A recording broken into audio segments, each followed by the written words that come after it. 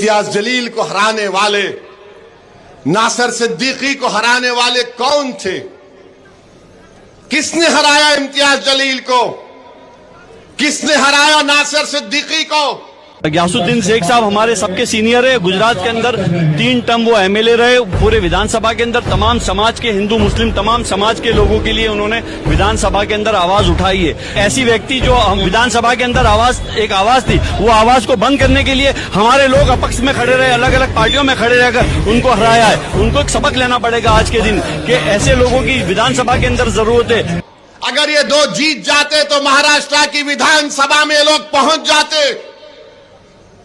जब ये 2 पहुंच जाते तो फडणवीस को मालूम था, शिंदे को मालूम था, अजित पवार को मालूम था, अगर इम्तियाज जीत कर आ जाएगा तो इम्तियाज हमारी रातों की नींद हराम कर देगा, क्योंकि ये ना झुकता है ना बिकता है, मां के लड़ता है। तो क्या किया सबने क्या किया? मिलकर इम्तियाज जलील को हरा दिया। गयासुद्दीन शेख साहब, चुनावी माहौल है, कैसे इसे देखते हैं? और सबसे पहला सवाल मेरा ये है कि मुसलमानों के लिए कांग्रेस ही जरूरी क्यों? आप अच्छे तरीके से भली बात ही जानते हैं कि देश में एकमात्र कांग्रेस पक्ष जो है वो सेक्युलर है, पूरे देश की उसका संगठन है।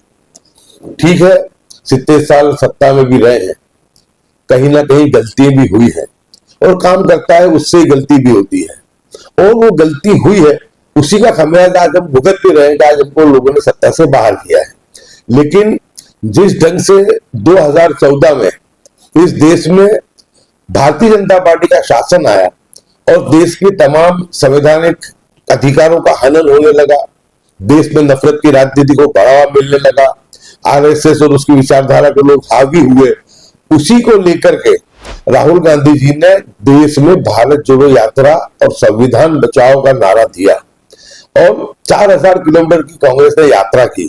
मैं मानता हूं कि कुछ लोग जो कांग्रेस से थे वो अपनी विचारधारा पलट करके भाजपा में भी गए, क्योंकि जब गांव में सुराग होता है तो सबसे पहले जो चूहे वो भागते हैं। कुछ लोग जो थे अपने निजी कारणों से लेके, अपने करप्शन से लेके कहीं ना कहीं फंसे हुए थे, वो लोग गए भी। लेकिन मेरा ये मानना है कि कांग्रेस पार्टी में जब तक के सोनिया गांधी, राहुल गांधी और प्रियंका गांधी मौजूद है, वहां तक देश के सेक्युलरिज्म को कोई खतरा नहीं होने वाला है। देश की शीर्ष नेतृत्व राहुल गांधी खुल करके आरएसएस के खिलाफ बात करते हैं, खुल करके संविधान को बचाने की बात करते हैं, सामाजिक न्याय की बात करते हैं, और कांग्रेस पार्टी ने कभी भी मुस्लिम समाज की शरीयत में दखल अंदाजी नहीं की है। कई कंप्लेन हो सकती है, लेकिन कभी भी शरीयत के मामले में जो था कांग्रेस पार्टी ने दखल अंदाजी नहीं की है। एकमात्र वाहिद सेक्युलर पक्ष ऐसा है कांग्रेस कि जो पूरे हिंदुस्तान के पैमाने पे भारतीय जनता पार्टी का मुकाबला कर सकता है। यासीन भाई, जिस तरीके से गुजरात में जो निकाय चुनाव चल रहे हैं, हमने देखा कि इससे पहले के जो निकाय चुनाव हुए थे, उसके बाद विधानसभा चुनाव हुआ, उसके बाद में लोकसभा चुनाव हुए, तो चुनावी मेंढक के तौर पर कुछ लोग आते हैं, उसके बाद में गायब हो जाते हैं। तो ऐसे में मुसलमान और गुजरात के लोगों को क्या इस बारे में ध्यान रखना चाहिए इस निकाय चुनाव के अंदर? आप भली बात ही जानते हैं कि 2021 के चुनाव के वक्त असदुद्दीन ओवैसी साहब जब यहाँ पर आए थे, लोगों को एक भरोसा था, एक विश्वास था कि जब एयरपोर्ट पे वो आए थे उस वक्त पे उनकी अगुवाई करने के लिए, उनके आगमन के समय कम से कम 25 से 30 हजार लोग वहां मौजूद थे। उन्होंने जब रिवर फ्रंट में सभा की, उस वक्त में वहां पर 50,000 के करीब लोग जमा थे और गुजरात के नामांकित उलमा इकराम ने भी स्टेज को शेयर किया था। एक भरोसा था कि भाई जो देश का माहौल है उसमें से कुछ रास्ता ये जो है वही साहब निकाल पाएंगे। लेकिन उन्होंने ये रिवर फ्रंट में ये भी कहा था कि कहीं भी डिमोलिशन होता है तो मेरे जो पार्षद हैं वो और मैं धरना दूंगा। और हम आपसे वादा कर रहे हैं कि जिताओ मजलिस के 11 कॉर्पोरेटर को, इंशाअल्लाह ताला रिवर फ्रंट की तरह आपके महलों में तरक्की के काम कराएंगे। और अगर काम नहीं होगा और अगर सरकार काम नहीं करेगी तो असदुद्दीन ओवैसी आकर अहमदाबाद में धरना देगा, सत्याग्रह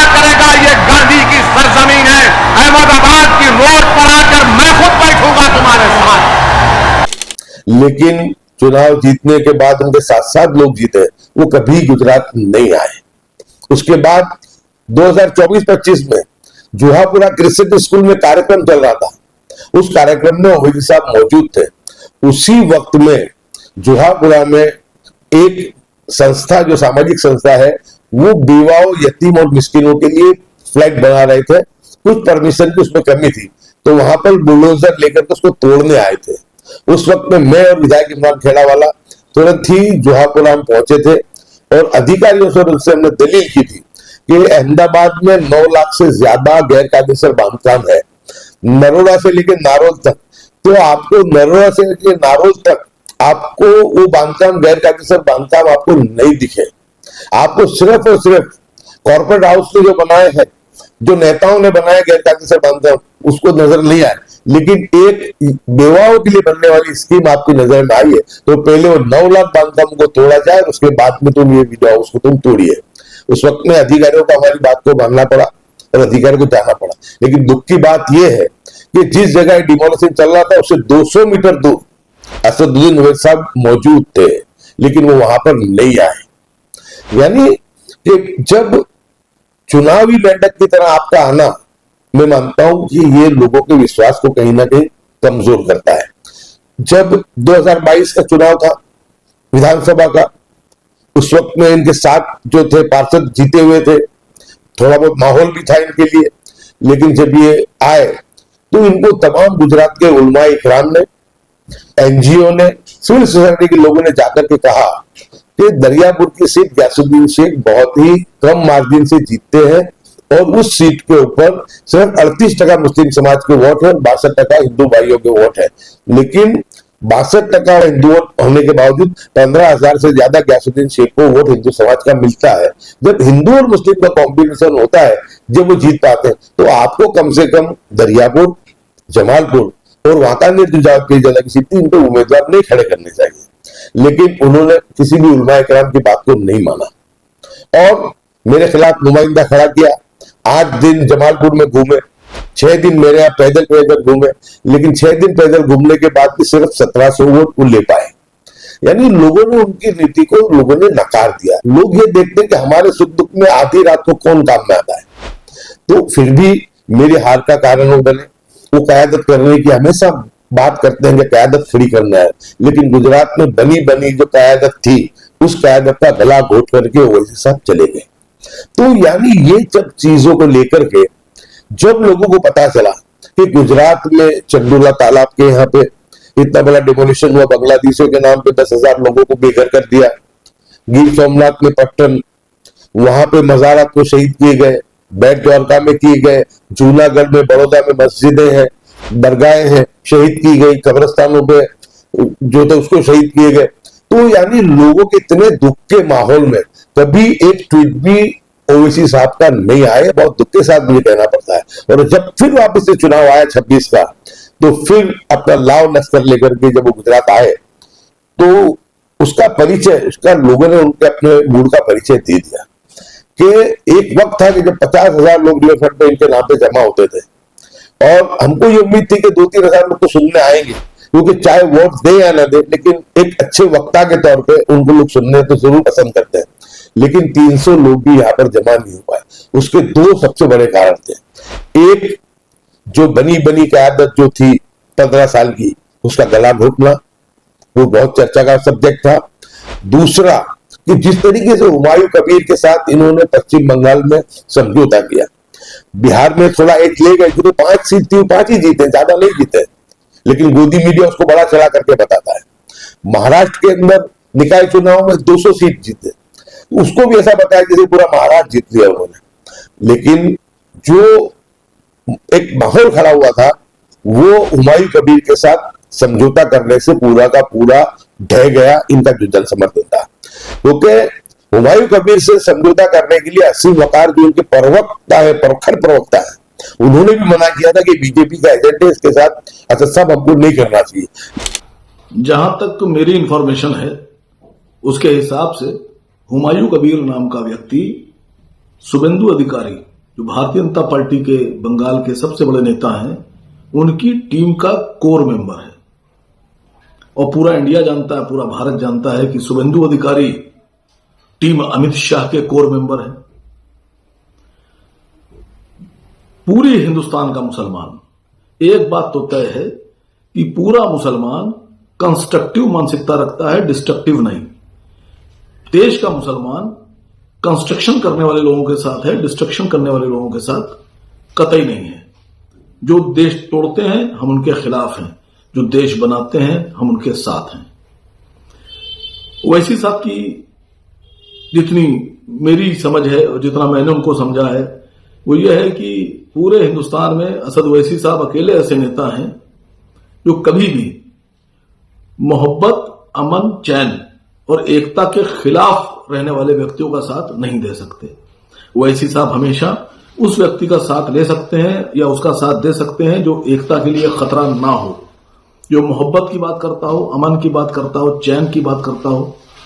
ऐसे व्यक्ति जो देश में मोहब्बत के लिए खतरा हो, मोहब्बत में दरार डालते हो, एकता के लिए खतरा हो, एकता भंग करते हो, अमन चैन खत्म करते हो, डिस्ट्रक्शन की पॉलिटिक्स करते हो, ऐसे लोगों के साथ असद ओवैसी साहब कतई नहीं जाएंगे। और बंगाल का मुसलमान जानता है कि हुमायूं कबीर किसके इशारे पर कितना काम कर रहे हैं और क्यों कर रहे हैं। लेकिन क्या मजबूरियां नहीं होगी असद साहब की वही जानते हैं। लेकिन हुमायूं कबीर से उन्होंने समझौता किया और वही चीज फिर बाद में ये आई कि सिटिंग ऑपरेशन के अंदर हुमायूं कबीर ने कहा कि 1000 करोड़ का सौदा किया था मुस्लिम वोटों को तितर बितर करने के लिए। और ओवैसी साहब ने वहां पे जाके कहा कि ममता और मोदी दोनों भाई बहन हैं। मोदी और ममता दोनों भाई बहन हैं। यानी इनके निवेदन देखो, आसाम भी जो राज्य है वो सरहदी राज्य है, पश्चिम बंगाल भी सरहदी राज्य है, लेकिन आसाम में कोई दिक्कत ममता बनर्जी ने पड़ने नहीं दी। लेकिन आसाम में हमने देखा कि जिस तरीके से हिमंता बिस्वा शर्मा, मैं मानता हूं देश का सबसे पागल, सबसे मूर्ख और सबसे कट्टरवादी मुख्यमंत्री है, हमेशा कुछ ना कुछ भौंकता रहता है। वो वहां पे आप देखो कि कितने लोगों को रोहिंग्या के नाम पे वहां पे बेघर कर दिया गया। क्यों? कि वहां पे न कांग्रेस की सरकार थी न यूपीए की किसी गठबंधन की सरकार थी, तो वहां पे ये नुकसान हुआ। पश्चिम बंगाल में इतना सब होने के बावजूद भी ममता बनर्जी जो थी वो सेक्युलरिज्म के साथ और वहां के मुस्लिम समाज के साथ खड़ी रही। ये फर्क होता है भाजपा में और यूपी और कांग्रेस की सरकारों में। व्यास भाई, ये जो हुमायूं कबीर वाला खुलासा हुआ है, इससे गुजरात का जो मुस्लिम वोटर है कैसे देखेगा और क्या एक आप अपील करें? गुजरात के खुलासा तो आपको बताऊं मैं कि खुलासा तो बाद में हुआ, पहले समझौता हुआ। जब ये यहाँ पे आए थे, जब खुलासा नहीं हुआ था, जब अहमदाबाद के दौरे पे आए थे, तो उस वक्त में भी लोगों ने उस चीज को पसंद नहीं किया था और उसी के कारण से कि सभा यहाँ पर फैल हुई। एक तो वादा नहीं निभाया, दूसरा गलत गठबंधन जो किया, उसके बाद तो खुलासा हो गया। तो लोग तो ये पूछ रहे हैं कि गुजरात का हुमायूं कबीर कौन है, क्योंकि जिस तरह मुझे हराया तो उसमें भी कोई ना कोई हुमायूं कबीर था। आज पूरी की पूरी आप अहमदाबाद के मामले को लेकर के देखो तो बात बहुत छोटी सी है, लेकिन बहुत बड़ा आश्वासा लगती है कि शाहपुर की सीट 4 कॉर्पोरेशन सीट है, उसपे एक मुस्लिम नुमाइंदा अकबर भट्टी जो सिर्फ 400 वोटों से पिछली बार जीत के आया था। आज ओवैसी साहब के जो गुजरात के हुमायूं कबीर हैं, उन्होंने वहां पैनल नहीं लड़ा है, सिर्फ सामान्य सीट पे अकबर भट्टी के सामने ही अकेले एक उम्मीदवार खड़ा किया है। दूसरा, जो कालपुर खाड़िया जो इतिहास बनाने वाला है इस मर्तबा आजादी के बाद के, जहां पे भाजपा का जन्म हुआ था, भाजपा को जन्म देने वाली जो उसकी मां है जनसंघ और आरएसएस, उसका पहला कार्यालय भी खाड़िया में ही था। भाजपा जी खुद आकर के वहां ठहरते थे। आज वो चुनाव भी जो है ये भाजपा हारने जा रही है। लेकिन उस वक्त में भी वहां 2 नुमाइंदे एमआईएम ने खड़े किए थे, एक दलित था और एक मुस्लिम था। लेकिन गुजरात के हुमायूं कबीर ने दलित कैंडिडेट का वापस नॉमिनेशन खिंचवा लिया और मुस्लिम को रखा। एडवोकेट इलियास खान के सामने 4 मुस्लिम अपक्ष है, अकबर भट्टी के सामने 4 मुस्लिम अपक्ष है। क्राइम ब्रांच, पुलिस, गैर कानूनी से काम करने वाले लेभागु बिल्डर, पुलिस के दलाल, बोगस और असमी पत्रिका में लोगों ने मिलकर के ये षड्यंत्र किया कि शाहपुर और कालपुर खाड़िया में कांग्रेस को हराया जाए। तो यानी ये सब चीजों को लेकर के ये सब खुला मामला है कि आपको लड़ानी थी, पैनल लड़ानी थी, क्यों खाड़िया में तुमने दलित का नॉमिनेशन वापस खिंचवा लिया? जी। और क्यों तुमने पैनल खड़ी नहीं की? शाहपुर में तुमने पैनल क्यों नहीं खड़ी की? और दरियापुर में जो हत्याकांड आज मार है, वो जो जो बीजेपी की बी टीम है, वह ये प्रचार कर रही है कि 2 वोट आप कांग्रेस को मुस्लिम को दो और 2 वोट हमको दो। यानी पहले तो अपनी पार्टी से गद्दारी कर रहा है। दूसरा कि एक एरिया से अगर आपने किसी को वोट दे भी दिया तो तुम जीतोगे नहीं। दरियापुर, कालूपुर खाड़िया या शाहपुर हो या दरियापुर, ये जहां पर पहले मुस्लिम समाज का एक मुश्त वोट पड़ना जरूरी है, उसके बाद हिंदू समाज में से आपको जो है वोट सेक्युलर हिंदू भाइयों का मिलना जरूरी है। दोनों का कॉम्बिनेशन होगा जब भी आप जीत पाओगे। आप जानते हैं कि 15 साल में विधायक रहा, मेरी सीट पे सिर्फ 38% मुस्लिम थे, उसके बाजू में जीता था। वो मुस्लिम एक मुश्त वोट डालता था, हिंदू में से 15,000 वोट मिलते थे। जमालपुर की स्थिति विपरीत है, वहां 62% मुस्लिम है और 38% हिंदू समाज के वोट है। तो एक गुजरात में एक वाहिद सीट है जमालपुर कि जहां अभी भी हिंदू समाज का वोट ना मिले तो भी आप जीत सकते हैं। लेकिन मेरी सीटें नहीं थी, लेकिन अगर हिंदू समाज ने मुझे साथ ना दिया होता तो मैं 3 मरतबा नहीं 1 मरतबा भी विधायक ना बन पाता। तो यानी पैनल को तोड़ने का काम वहां पे करने की कोशिश कर रहे हैं, लोगों को गुमराह कर रहे हैं। अगर किसी एक पर्टिकुलर इलाके में आप समझ लीजिए अपना 4 वार्ड है, चंदन तलावड़ी है, आपने अगर वहां वोट दे भी दिया इस तरीके से पैनल तोड़ करके 2 मुस्लिम इधर 2 मुस्लिम उधर, तो क्या वो चंदन तलावड़ी और 4 वार्ड के वोट से वो नुमाइंदे जीत जाएंगे? जवाब है नहीं नहीं नहीं। पहले पूरे विस्तार में समूचे मुस्लिम समाज के वोट एक तरफा चाहिए, बाद में हिंदू वोटों का साथ चाहिए मजबूती के साथ, जब भी आपकी पैनल जीत पाएगी। अब ये जो भाजपा की जो लाइन है वो ये है कि पहले मुस्लिम पैनल के अंदर विभाजन करा दो हिंदू मुस्लिम के नाम पे। दूसरा कि भाजपा हिंदू में प्रचार अभी शुरू कर दिया है, क्योंकि हमारे 2 नुमाइंदे हिंदू भी है, वहां ये कह रहे हैं कि मुस्लिम तो मुस्लिम को ही चलाने वाले हैं, यानी हिंदू भी हमको वोट देंगे। यानी उधर हिंदू में बंटवारा हो जो कांग्रेस के मुस्लिम उम्मीदवार को वोट ना दे, और इधर जो मुस्लिम हिंदू के उम्मीदवार को वोट ना दे। उसका होगा क्या? उसका सीधा फायदा भाजपा को मिलेगा जो 2022 में हुआ था। और यहाँ पर जो है दरियापुर में पहली बार जो कांग्रेस का गढ़ है वह जीतने के उनके चांस बढ़ जाएंगे। लेकिन दरियापुर की आवाम बहुत समझदार है, चालाक है, राजकीय इससे परिपक्व है, और 2022 में जो चूक गलती हुई है उस गलती को दोहराना नहीं चाहती है। आप जा रहे हो, आपका टीवी आपकी कैमरे की आंखें देख रही है कि कैसा जन समर्थन कांग्रेस को मिला है। उसके पीछे के कारण में 2022 की मेरी हार लोगों को पता है। वो गलती तो हमने 24 के लोकसभा चुनाव में सुधार दी थी। पिछली लोकसभा से लेकर इस लोकसभा में 11,000 कांग्रेस पार्टी भाजपा से प्लस हुई है, यानी मुस्लिम समाज तो मेरी हार के बाद ही अलर्ट हो गया था। अब ये कॉर्पोरेशन है तो अब कोई गलती चूक होने वाली नहीं है। लेकिन गुजरात के हुमायूं को भी पुलिस प्रशासन ये सब मिलकर के प्रयास कर रहे हैं। मैं तो मुस्लिम समाज के बुद्धिजीवियों से भी अपील करूंगा कि आज हम मजाक के पात्र बन रहे हैं कि हमारा नेतृत्व अच्छे लोगों के खामोश हो जाने से, पढ़े लिखे लोग, संजीदा लोग जो है, बुद्धिजीवी लोग, उनकी खामोशी की वजह से आज समाज का जो पूरा का पूरा नेतृत्व, चुनाव की जो प्रक्रिया है, जो 5 साल नहीं दिखते हैं, जो दारू जुगाड़ अड्डे चलाने वाले, गैर कायदेसर बिल्डिंग बनाने वाले लेभागु बिल्डर और पुलिस के बातमीदार पूरे चुनाव का कब्जा ले लेते हैं। यानी हमको एक मजाक बना कर दिया है। तो मैं अपील भी करूंगा आपके माध्यम से कि मुस्लिम समाज के लोग किसी पार्टी के लिए नहीं, लेकिन सेक्युलरिज्म के नाम पे जो पार्टी, जो लोग हिंदू मुस्लिम दोनों की राजनीति करते हैं, तो उनके साथ, उनके लिए नाम लिए बगैर भी उनको बात करनी चाहिए कि जीतने वाले उम्मीदवार को आपको वोट देना चाहिए। और ये जो लेभागु बिल्डर, पुलिस के बातमीदार और असामयिक तत्व है, उनकी बातों में ना आकर के अपने वोटों को बिखेरना बंद करना चाहिए, ताकि समाज का सर भी इज्जत के साथ उठे। समाज का नेतृत्व है जो वो हमारे पढ़े लिखे बुद्धिजीवी लोग करते हैं, हमारी संस्थाएं करती है, हमारी सिविल सोसाइटी के लोग करते हैं। अब चुनाव तो ये हो गया कि हर वक्त जब आप देखो तो जो एंटी सोशल एलिमेंट है उनके हाथ में बुरा चला जाता है।